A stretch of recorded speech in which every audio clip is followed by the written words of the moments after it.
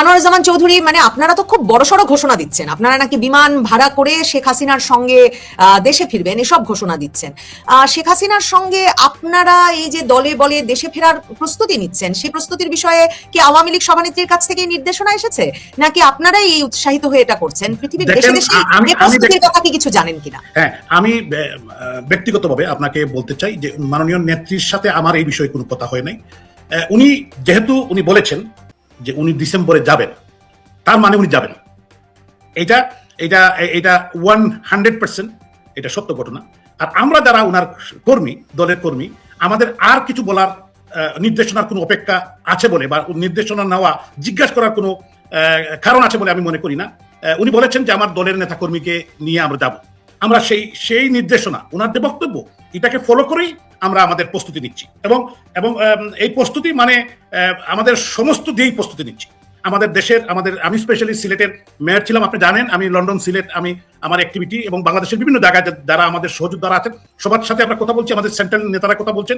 এখানে আমাদের জাতীয় অনেক নেতৃবৃন্দ আছেন, আমাদের যুক্তরাজ্য আওয়ামী লীগের সভাপতি জালাল উদ্দিন, সাধারণ সম্পাদক সৈয়দ সাদুর রহমান ফারুক, আমাদের যুবলীগের সভাপতি ফখরুল ইসলাম মধু, সাধারণ সম্পাদক সেলিম আহমদ খান, ছাত্রলীগের সভাপতি তামিম আহমদ, সাধারণ সম্পাদক সজীব ভুইয়া, আমাদের মহিলা আওয়ামী লীগের সভাপতি আঞ্জুমারা বেগম আঞ্জু, সাধারণ সম্পাদক শাহিনা আখতার এবং স্বেচ্ছাসেবক লীগের সভাপতি সায়েদ আহমদ সাদ, সাধারণ সম্পাদক ইঞ্জিনিয়ার শামসুল ইসলাম বাচ্চু সহ আমাদের আরো অনেকগুলো সহযোগী সংগঠন, সবার সাথেই কথা হচ্ছে। এবং আমাদের যারা লন্ডনের বাইরে যারা আছেন, আমাদের প্রত্যেকটি শাখা সংগঠন, যুবলীগ, ছাত্রলীগ, যার অবস্থান নিয়ে কথা বলছে।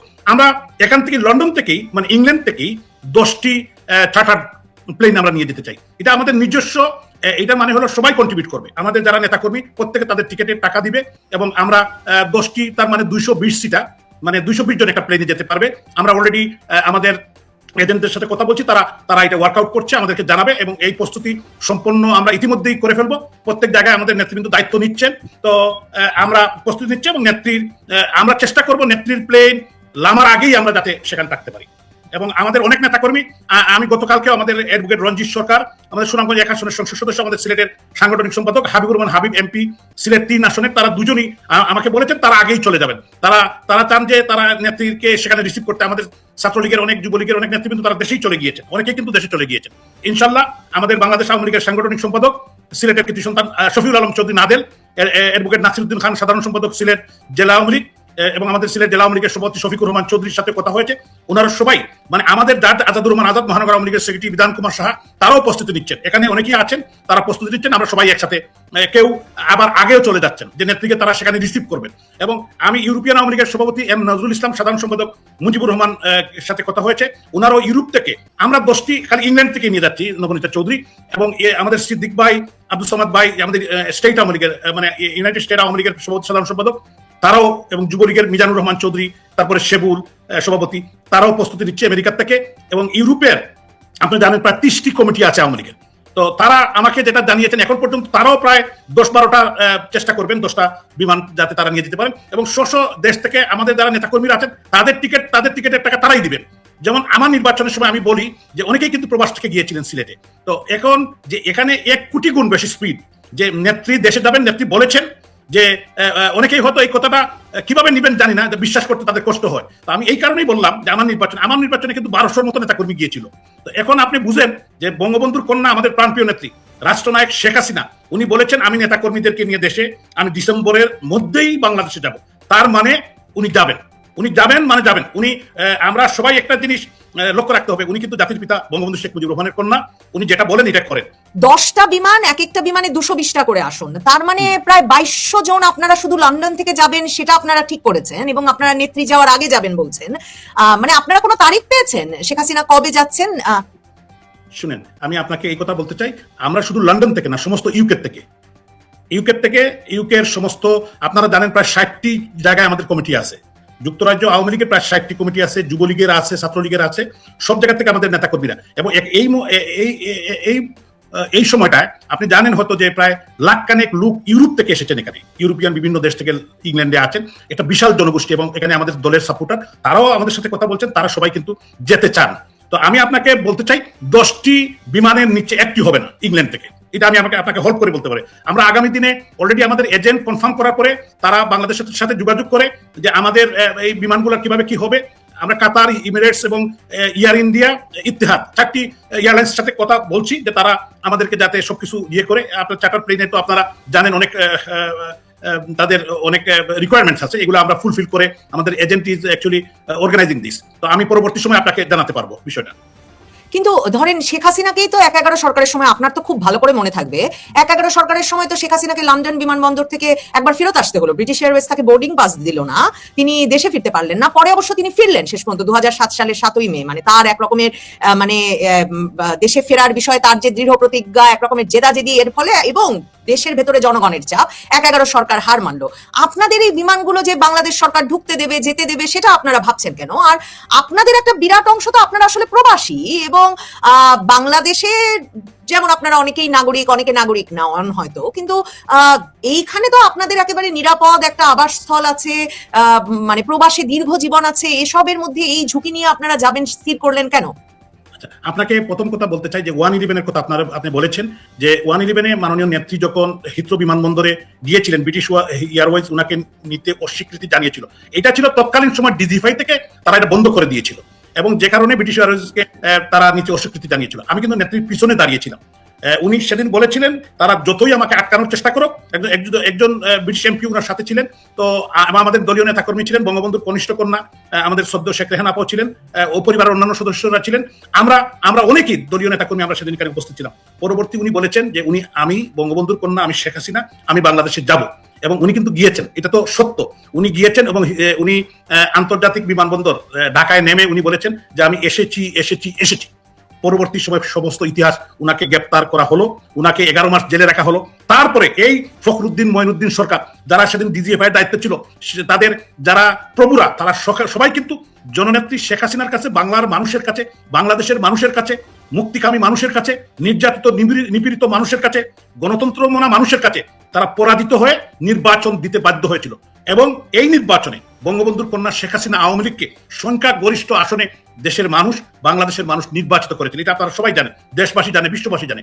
পরবর্তী সমস্ত ইতিহাস, যারা ষড়যন্ত্রকারী, যারা দেশ বিরোধী, যারা বাংলাদেশ 1971 সালে চায় নাই, যারা তাদের প্রভু, এই যে 2024 সালের 5ই আগস্টে বাংলাদেশ বিরোধী যে ষড়যন্ত্র হয়েছে, বঙ্গবন্ধুর কন্যা শেখ হাসিনাকে যেভাবে জোর করে আমাদের পার্শ্ববর্তী বন্ধু রাষ্ট্র ভারতে এয়ারফোর্সের প্লেন দিয়ে উনাকে সেখানে পৌঁছে দেওয়া হয়েছে উইথ প্রটোকল। আজকে দেশের মানুষ কিন্তু এটা বুঝতে পেরেছে যে 2024 সালের 5ই আগস্টে তথাকথিত এই যে আপনার স্টুডেন্ট মুভমেন্ট, এই যে কোটা বিরোধী আন্দোলন, এইটাকে সামনে দিয়ে কারা এটার পিছনে ছিল, কারা তাদের প্রভু, কারা ডলার এখানে ইনভেস্ট করেছিল এই দেশকে ধ্বংস করার জন্য, এদেশের উন্নতি, এদেশের অগ্রগতি, এদেশের স্থিতিশীলতা, এদেশের গণতন্ত্র, এদেশের মানবাধিকার যাতে ধ্বংস হয়, এবং এরা কিন্তু ধ্বংস করে দিয়েছে। আজকে আমরা কি দেখি? আপনারা কোনো তারিখ পেয়েছেন? আপনারা নেত্রীর কাছ থেকে আপনাদের কোনো তারিখ পেয়েছেন? মানে এই যে আপনারা প্রস্তুতি নিচ্ছেন, কবে যাবেন, কিভাবে প্রস্তুতিটা নিচ্ছেন? হ্যাঁ, আমরা এখনো আপনাকে তারিখ আমরা পরবর্তী সময় আমরা জানাবো।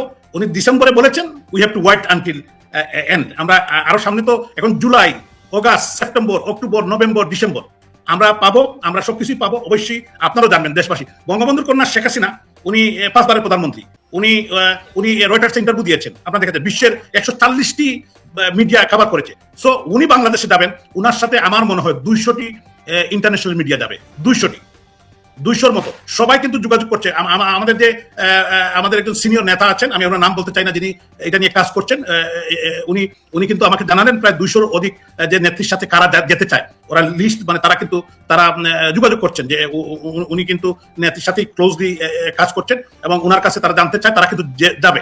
আগে পিছনে ইন্টারন্যাশনাল মিডিয়াগুলো তো এটা কভার করার জন্য তারা অধীর আগ্রহে তারা অপেক্ষা করছে। তো আমি বলতে চাই এটা কিন্তু একটি ঐতিহাসিক প্রত্যাবর্তন হবে।